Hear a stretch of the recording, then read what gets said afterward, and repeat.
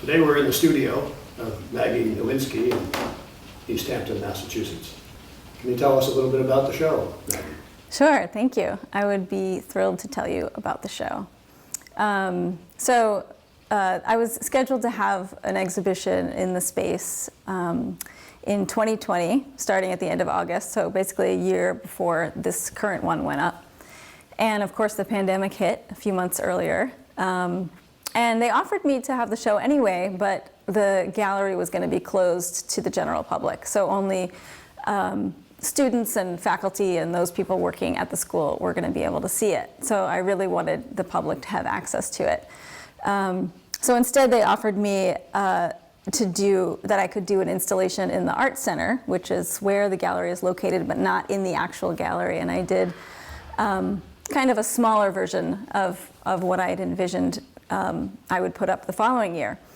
But also in that time, my studio practice changed, and so much changed for so many of us. And one of the things was having access to my space, being able to create large-scale work.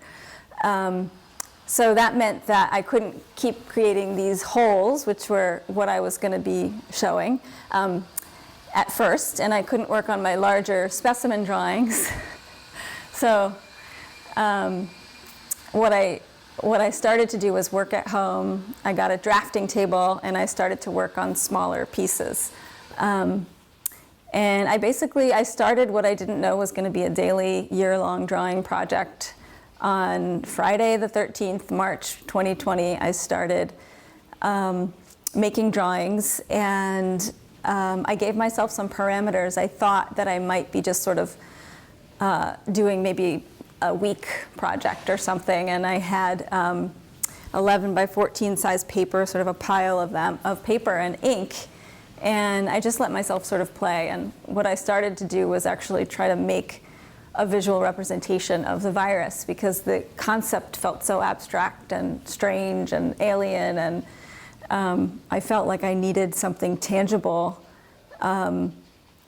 and a way to kind of process what was going on. And art as a creative practice and process is so therapeutic, and it was quite a stressful time from the get-go.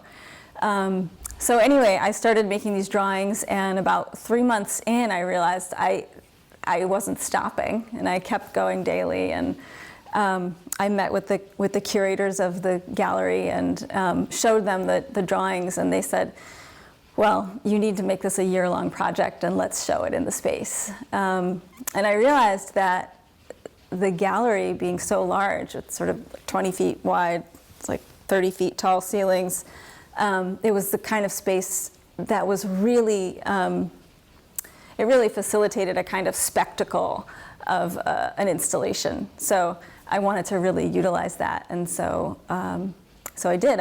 I made the daily drawing project and filled the 3 walls, and I also was eventually able to come back to my studio and really found the process of making these forms very meditative. And so it was sort of making the daily drawings and then working on the holes became a really great way to kind of channel some of the anxiety and sort of process and think about all the things that were happening in the 2020 year, the year of the pandemic. It's interesting in that the space, although it's a gallery, it's also a teaching area. I saw you hosting some students from Deerfield who were in the gallery, and I think you were kind of asking them to try to duplicate some of the things you had done in your style, but in their own style as well. So does that make it interesting? Yeah, it was. I mean, having access to students and seeing, or kind of hearing their responses to the work and like how they interpret the work and understand it is so exciting. And actually, I was quite surprised by that visit that I had with the students. I thought that I had come there and been invited to do a gallery conversation with an art class. So I was thinking it was going to be, 25 kids or something, and it turned out to be a small group of students who were kind of in the advanced level.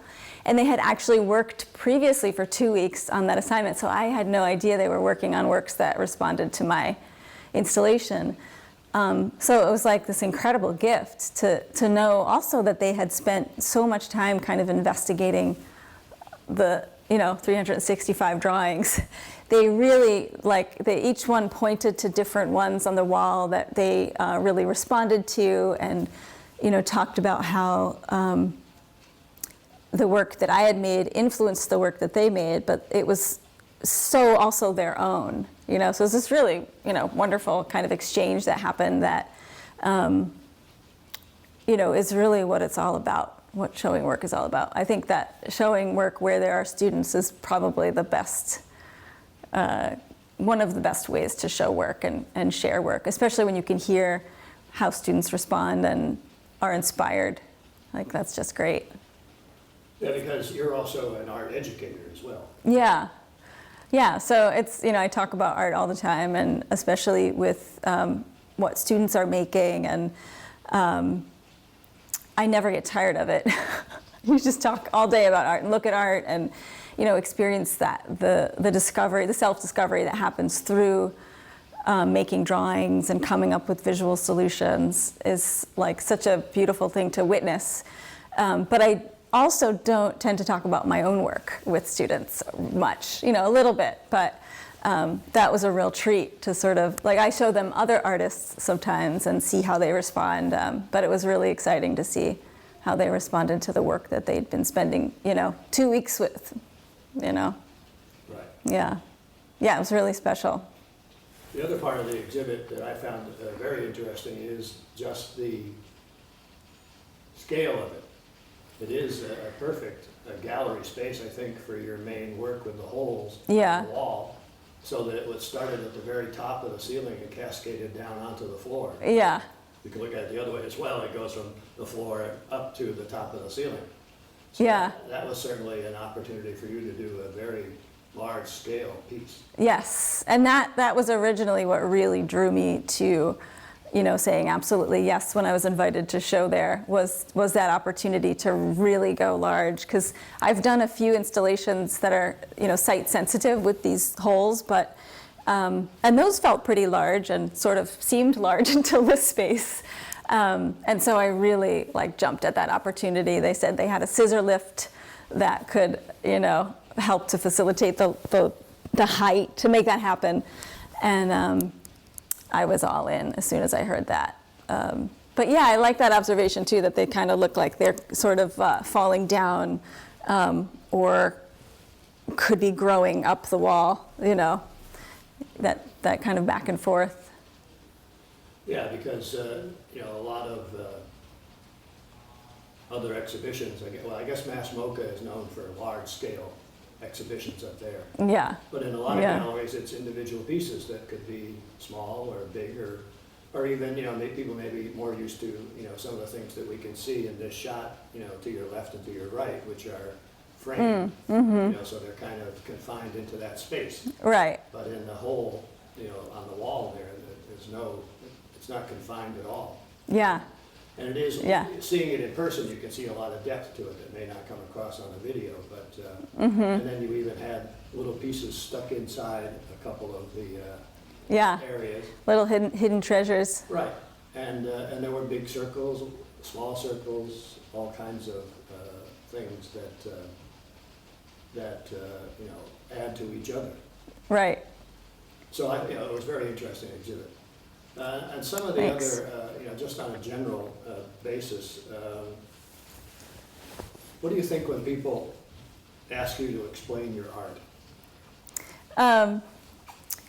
Well, most of the time I think it's a really appropriate question, I think I would rather first that people experience the work and interpret it with, coming from their own context of living, right? Just kind of take it for what it is and then make their own connections. But I certainly think that questioning where artists' inspirations come from and what the work is about makes a lot of sense. And sometimes I feel very willing to share. Most of the time I feel willing to share. But sometimes it depends on where I am in the process of making work. And there's different moments of clarity, and sometimes where you kind of can't apply language yet to what the work is about. And then there's also always the which do you want, the short answer or the larger answer? Yeah, and sometimes it's fun to hear what other people think, so I'll turn the question back, Right, yeah. on whoever's asking in a friendly way, obviously. Right.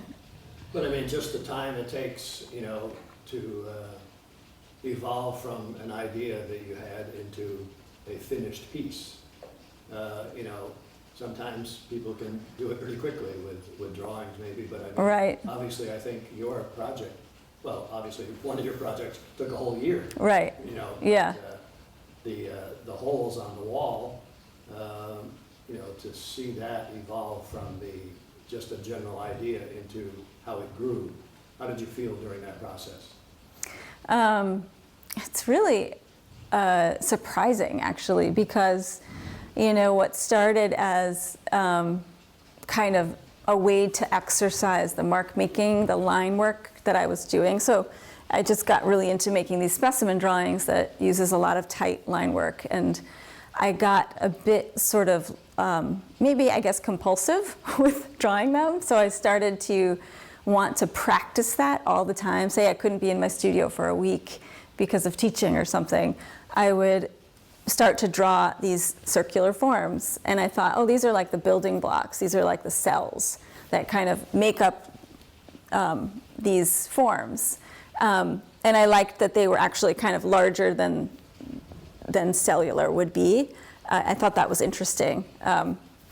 And I'm just surprised that was in 2016 or something that I started drawing these. So in terms of how do I feel about, how they've grown and changed, it's like, wow, I'm still interested in this simple form.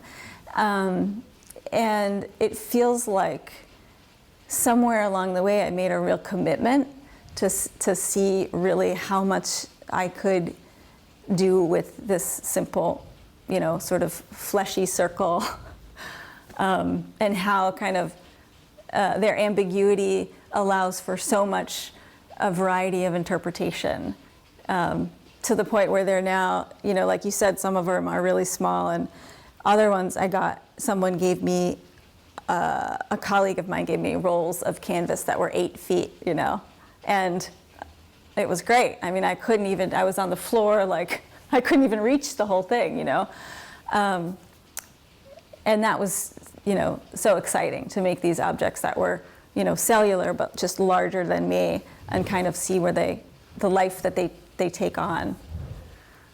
Yeah, you mentioned the word commitment, and I guess that's pretty important for artists who are doing something a bit non-traditional, which I think might describe your work. It's not portraiture, it's not, impressionism, whatever. Right.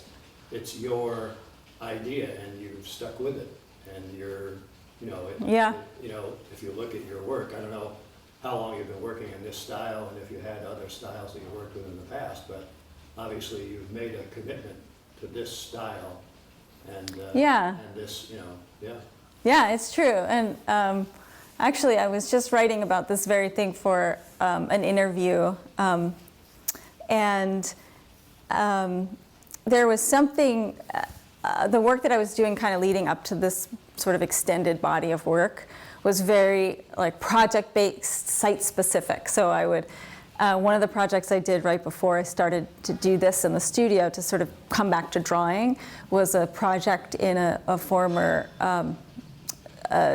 block of jail cells, where I created an installation that was very intense, because I was in this space by myself, kind of creating, sort of investigating what was there and creating an installation about what I found, and then bringing elements of sound and video into it, which was very exciting, but also just really kind of exhausting and like outside of the studio.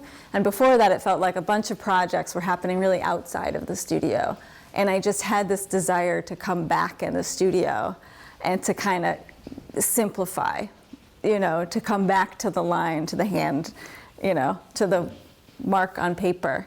And it's, you know, that's a little more of a direct way of interpreting or describing how I got here, but that's really how it started. And then I decided to see how things grew from the drawing, the process of just drawing, you know, to ground my work in that. And yeah, so it's been 6-7 years of sort of really keeping myself engaged with this body of work. A lot of people would call you an artist. How would you describe yourself?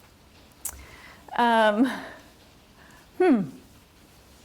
would describe myself as, I was going to say a wanderer. That sounds a little bit less focused than I think I can be, but I really like to discover and wander and observe and sort of, what's the word? Intervene. Great. Well, thanks very much, Maggie. Hopefully you'll get another exhibit of your work soon that people can see. The Deerfield Academy Gallery. Yes. People might think that it's not open to the public, but it is. It is. Yes, it is, and it's by appointment. It's also open. Right. And I'm planning to be there on the last Sunday, all day, on the 24th. So I'll be keeping it open for one sort of full weekend day. But Right. yeah, thank you so much for inviting me to talk to you about the work. And Sure. Great. that's Thanks very great. much. Thanks.